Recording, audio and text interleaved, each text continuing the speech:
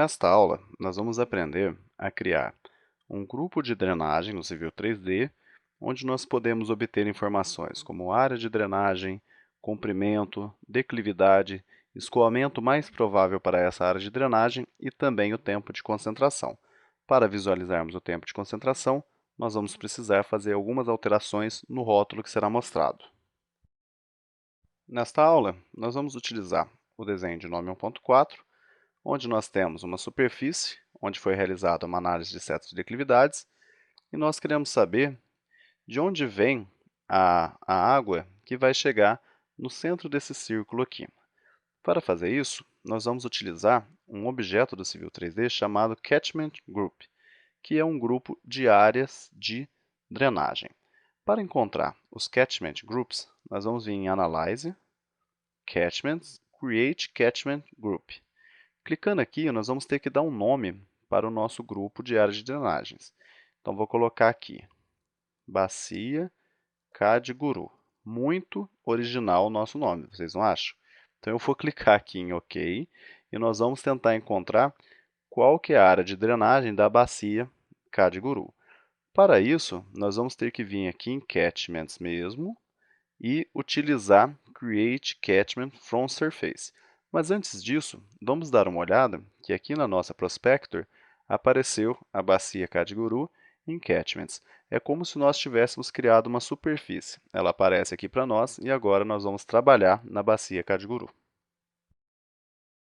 Clicando aqui em Catchments, nós podemos acessar Create Catchment from Surface. O que vai acontecer? Ele vai pedir para nós um ponto de descarga. Ele quer saber exatamente aonde que a água vai chegar. Então, nós queremos o centro desse círculo aqui, ó. Então, clico aqui no centro dele. O que nós temos que fazer? Dar um nome a essa área de drenagem. Então, eu vou colocar um nome bem original também. Área de drenagem.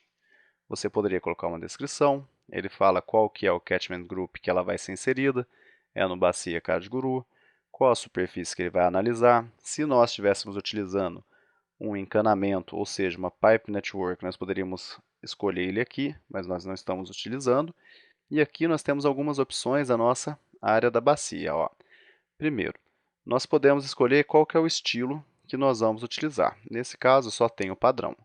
Podemos escolher também qual layer nós vamos utilizar. Vamos deixar esse também, que é o layer padrão. Depois, nós podemos escolher qual estilo de rótulo nós vamos utilizar. E aqui nós podemos escolher se nós queremos somente o nome, área e propriedades ou o padrão. Eu vou deixar aqui nome, áreas e propriedades. No segmento que ele vai criar, ele quer saber que tipo de rótulo nós vamos inserir. E por enquanto nós vamos inserir esse Flow Type, que é o tipo de escoamento, o comprimento e a declividade. Por que isso? Ele vai tentar encontrar, de acordo com a superfície, de onde vai vir o escoamento mais provável para chegar nesse ponto. O que nós vamos fazer agora é ver as características desse escoamento que ele vai encontrar. Em FlowPath, nós vamos escolher qual que é o método que ele vai utilizar para calcular o tempo de concentração. E nós vamos utilizar o TR55 mesmo. Ou então, nós poderíamos definir o que nós iríamos utilizar, mas na verdade vamos deixar o TR55. Clicando em OK, vocês vão ver que ele vai utilizar um coeficiente de escoamento de 0,5.